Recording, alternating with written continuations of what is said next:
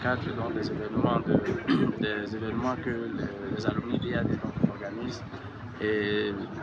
permet donc dont le titre est la lutte contre le travail des enfants dans les contextes de développement, dans les contextes généraux de développement économique, social et commercial. Donc cet atelier vise essentiellement à donc attirer l'attention et à renforcer la capacité des alumni d'IAD et des non-alumni d'IAD sur ce qu'est donc le travail des enfants, ses causes et conséquences, ses caractéristiques et surtout l'impact ou la répercussion du travail des enfants sur le développement économique, social et commercial.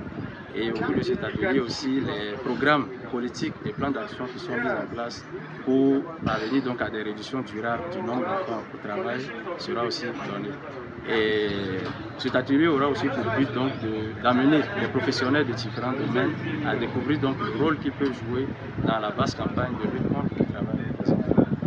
Chaque participant puisse d'abord avoir une certaine connaissance de ce qu'est le travail des enfants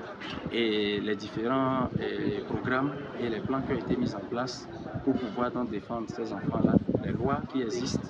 et sur le plan national et sur le plan international. Et donc cela leur permettra donc d'avoir des outils nécessaires pour lorsqu'ils seront en face d'une situation de traite des enfants, ils pourront donc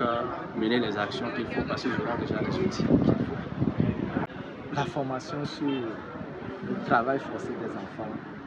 je pense que nous avons déjà commencé par discuter de cela. L'enfance est réservée au développement des capacités de l'enfant pour l'apprêter à être utile à la société plus tard. Mais si au lieu de passer ce temps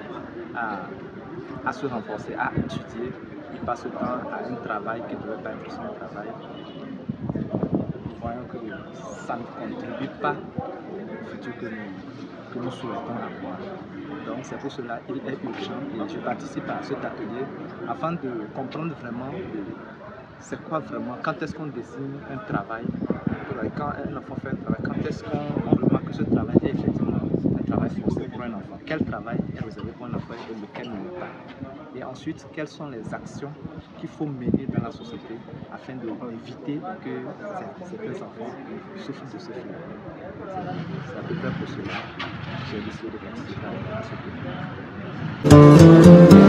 phénomène.